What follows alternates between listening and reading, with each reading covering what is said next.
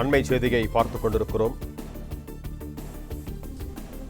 தமிழக சட்டமன்றத்தில் குதிரை பேரம் என கூறி மனு தாக்கல் செய்யப்பட்டிருக்கும் நிலையில் பொதுநல வழக்காக விசாரிக்க முடியாது என்று உச்சநீதிமன்றம் தெரிவித்திருக்கிறது.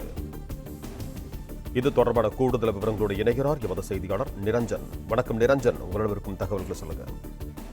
தற்பொழுது உச்சநீதிமன்றத்தின் விடுமுறை கால சிறப்பு அமர்வு என்பது நடைபெற்று வரக்கூடிய நிலையில் உச்சநீதிமன்ற தலைமை நீதிபதி அமர்வில் மதுரையைச் சேர்ந்த கே ரமேஷ் என்பவர் தொடர்ந்திருந்த அந்த வழக்கானது விசாரணைக்கு வந்தது.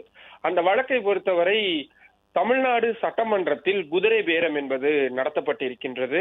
பெரும்பான்மை யாருக்கும் கிடைக்காத நிலையில் ஆளும் தமிழக வெற்றிக் கழகம் இந்த குதிரை பேரத்தில் ஈடுபட்டு தங்களது பெரும்பான்மையை சட்டமன்றத்தில் நிரூபித்திருக்கிறார்கள். எதிர்க்கட்சிகளில் இருக்கக்கூடியவர்கள் கூட ஆளும் வெற்றி கழகத்திற்கு ஆதரவு தெரிவித்திருக்கிறார்கள். இதில் நிறைய முறைகேடுகள் என்பது நடந்திருக்கிறது. இது குறித்து விரிவாக விசாரணை நடத்த வேண்டும். ஏனென்றால் ஜனநாயகத்தில் இப்படியான நடைமுறைகளை அனுமதிக்க கூடாது என கூறி அந்த மனுவில் வலியுறுத்தப்பட்டிருந்தது.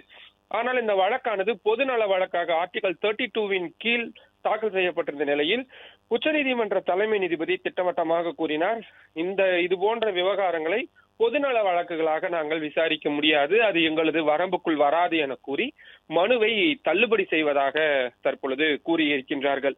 அதே நேரத்தில் நீதிபதிகள் சொல்லியிருப்பதிலிருந்து வேறு ஏதேனும் தேர்தல் வழக்காகவோ அல்லது வேறு ஏதேனும் வழக்காகவோ இந்த விவகாரம் தொடர்பாக ஆதாரங்களுடன் மனு தாக்கல் செய்தால் அதை அவர்கள் மீண்டும் விசாரணைக்கு எடுத்துக்கொள்வார்கள் என்ற தொனிதான் அதிலிருந்து வெளிப்பட்டிருக்கின்றது.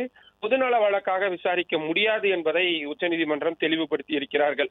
ஏற்கனவே இது சம்பந்தமான சில வழக்குகள் நிலுவையில் இருக்கக்கூடிய நிலையில் மிக முக்கியமான இந்த வழக்கு தற்பொழுது உச்சநீதிமன்றத்தால் தள்ளுபடி செய்யப்பட்டிருக்கிறது.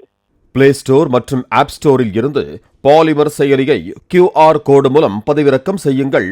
செய்திகளை உடனுக்குடன் பெறுங்கள்.